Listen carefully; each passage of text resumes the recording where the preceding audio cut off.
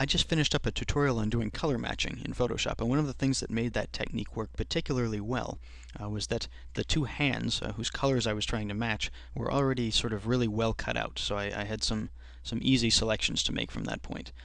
So I figured I should probably go ahead and make a tutorial on how I actually made the cutouts of those two hands to set up that tutorial. Now, with Creative Suite 5 coming out, it looks like there's some really incredible selection tools that might make some of these techniques no longer necessary, but I figure I might as well show you how we go about doing that sort of a thing. So I started off with a basic rectangular marquee, and I'm just going to go Image Crop, and that'll just bring us down to size here, and then I'll get rid of my selection. So this is the image that I started with, and what I ended up with was two hands isolated on a layer all by themselves. So to do this, I'm actually going to make a selection using contrast. Not the brightness and contrast adjustment, but I'm going to use contrast that's inherent to this image. So we'll start off by looking at our channels panel. So we see we've got our RGB image, that's the color space we're in, and then we've got Photoshop's representation of the levels of red, green, and blue present in this image. I'm going to go to either my green or my blue. Let's choose blue. There's some pretty steep contrast between the hands and the background. This is really good. Anything that gives us contrast is good because now I've got some sort of basically a definition of the boundaries between what I don't want selected, the background, and what I do want selected, the foreground. So, with that in mind, we're going to go ahead and duplicate the blue channel. I should mention what I'm trying to do here is I'm going to try to drive these colors even further apart. If I can make the hands completely black and the background completely white, or vice versa, then I'll have a nice crisp definition that I can use as a cutout. But I can't just modify this image as it is, because that's the blue channel. If I modify that, I'm actually modifying the levels of blue in my image. So first I have to duplicate this. I'll just right click and I'll choose Duplicate Channel. And sure, we'll call it Blue Copy, and there it is. So I'm going to turn on Blue Copy and turn off the blue channel. So now I'm just working on Blue Copy, and all that I need to do to increase the contrast here is I just need to make the things that are already kind of dark, darker, without making the things that are light any darker, right? I don't want this white to get darker. I just want all the stuff that's darker than white to start getting darker. Well, turns out we have a way of doing this. It's sort of a little used dialog box. It's the Apply Image command.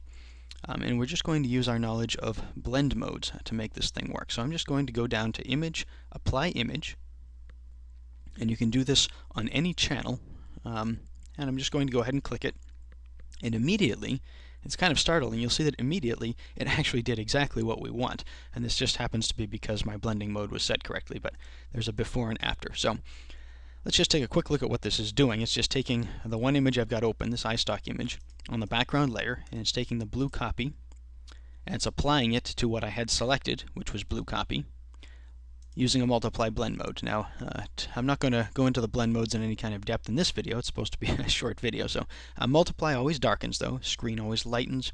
Overlay increases contrast. In this case, I don't want to increase contrast amongst the hands here. I want to just overall darken everything. Because one of the other neat things that multiply does is white never darkens anything. So if I've got a white background multiplied against itself, the white stays unchanged. Anything darker than white, all of these shades of gray, multiplied against themselves, that's blue copy multiplied by blue copy, will darken. So everything darkens. So I can just go ahead and click OK. Now, that didn't get me enough contrast, but I can do it again. I'll go Image, Apply Image, and once again it wants to multiply, and now I'm starting to get some real contrast in here.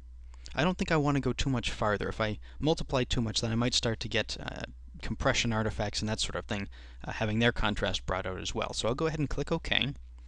Now at this point, this is actually technically the inverse of what I want to do. I want the hands to be white and the background to be black. That would allow Photoshop to recognize that I want to keep the hands as a selection and get rid of the background. So I'm just going to go Image, Adjustments, Invert, and you can see what I've got to work with. All I need to do at this point is make the hands white and the background black, and I'll be all set. So I'm going to get out a brush, and I'm going to get out some white paint. But I can't just paint white, obviously. If I start just painting, then look, everything turns white. But remember we said with our blend modes that screen makes things lighter, multiply makes things darker, and overlay increases contrast. So I need to choose a blend mode here that's going to allow me to paint in a way that will only make those hands lighter. Well, I said that multiply darkens, so that's not going to help. I said screen lightens, but screen will lighten everything. It's going to lighten the whites, it's also going to lighten the blacks, it's going to lighten everything, so that's not going to work. It looks almost like a normal paintbrush. But we said overlay increases contrast. It makes the light things lighter, the dark things darker. Well, that's fantastic. I'll choose overlay, painting with white, and I'm just going to start painting over my image. And look what starts to happen here. This is pretty remarkable. My brush is not staying inside of my hand, or, well, not my hand, but somebody else's hand. But as I'm brushing, the overlay with white paint can't make the black any brighter. White is unable to overlay onto black. So as I'm painting, click and drag, and it just brushes in some more. The dark grays get a little bit lighter, and the black stays black, even though I was going outside of the boundaries there. So now I've got something that's already pretty darned accurate around my hands. I've got a little bit here that was left over, so I'll go back to the normal blend mode, change my brush to black, and maybe bring that size down a little bit, and I'll just paint over those little bits that I know I don't need. So now I've got a black and white image that represents pretty nicely the cutout of the hands that I need. So I'll just go down here and say load this as a selection. We'll just go ahead and click on this little button here. It comes up as a selection. We go back to RGB. We're off of blue copy now. And I'm just going to double click to allow transparency and add a layer mask. Now, if I were to drop in a layer with 50% gray behind this, you'll see we're not actually done yet for several reasons. First of all, I've got a third hand in here, so I've got to do something about that. And I've also got some fringing. To deal with that third hand, very easy. I went over and got my quick selection tool. Just go through here and select that. And then I'll go back over and click on my layer mask. I'm going to fill that with black, so we'll say edit, fill, we'll use black, and that will get rid of the hand. Select, deselect, it's still got a fringe around it. That's fine. Get out my zoom tool. This part's easy. I can do this part manually and I don't mind. I'll get out my lasso, maybe I'll get out a polygonal lasso here, and I can just go in here and do a little bit of detail. I'm just going to grab, single clicking to add to my lasso. I'll just grab this outside portion, make that match up, and again we'll say edit fill, we'll fill with black, and now that's gone as well. So now I just have to deal with this rough stuff around the edge of the hands, and that's actually surprisingly easy. In CS4 we have this wonderful new masks panel. If you don't have a masks panel, you can go under your window menu and get it. So go under window, masks, and now I've got a panel to deal with my mask, and I'm going to go straight to mask edge, and this has everything that I'm going to need. It's going to give me a preview. I can do a preview of just a selection, preview against a ruby lith, against a black background, white background, or a preview of my mask. So I'm going to do a preview against a black background. I'll use my Control plus shortcut to zoom in, and now we just need to sort of muck around with these values a little bit. I'm going to kind of reset everything back down to 0 here. So this is my original image, and now I can just start to play with this. I can start to increase the radius over which there is transition in the edges of my mask. I can smooth out the mask a bit. I can bring up the contrast to harden the edges some more. Maybe bring that radius. And we can really just kind of play around with these numbers a little bit. I can feather the edge, maybe bring the whole selection in, squeeze it in a little bit, increase some contrast there. So you see what I'm getting as I sort of just play around with these things. I've got a fairly high radius. That's a large area of soft transition. I've pulled the selection in just a little bit with some smoothing and some feathering, maybe a little bit less smoothing, something like that. And this really is almost perfect. I've just got a little bit of stuff to tweak here. So I'll go ahead and click OK. And at this point, there's a little bit of manual work left to do.